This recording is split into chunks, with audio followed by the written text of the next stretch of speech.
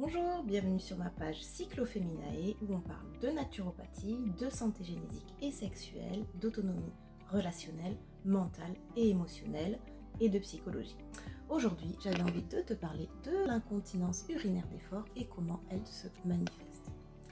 Lorsqu'une augmentation soudaine de la pression intra-abdominale survient pendant un effort physique, une toux ou un éternuement, une incontinence urinaire d'effort peut se produire, se traduisant par une fuite urinaire incontrôlée. Une pression excessive de ta sangle abdominale sur la vessie lors d'un effort physique, comme le port de charges lourdes ou les impacts, peut entraîner des fuites si les muscles pelviens périnéaux, qui stabilisent le plancher pelvien, sont affaiblis. Donc leur dysfonctionnement, induisant un déficit des moyens de continence, peut engendrer une insuffisance au niveau des sphincters de l'urètre et une hypermobilité urétrale.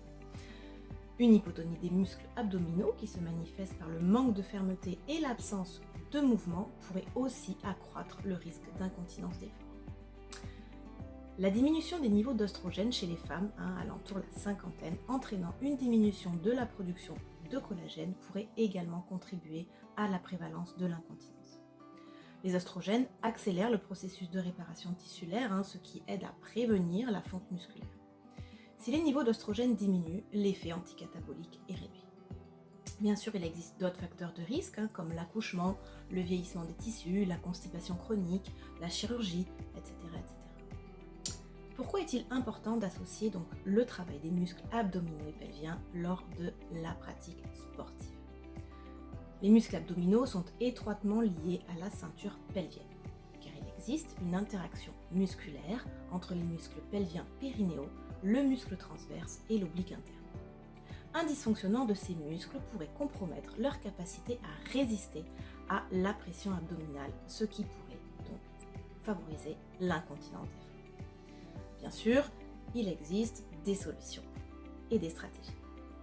Une respiration correcte, une conscience corporelle affinée avec un verrouillage périnéal à l'effort, un bon gainage, un entraînement adapté bien sûr et une alimentation appropriée contribueront à équilibrer la santé génétique.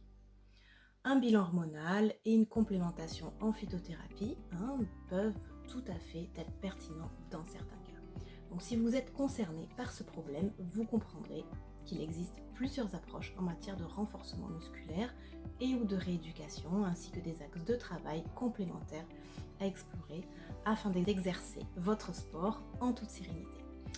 Si cette vidéo vous a plu, n'hésitez pas à la liker, à la partager et à vous abonner. À bientôt!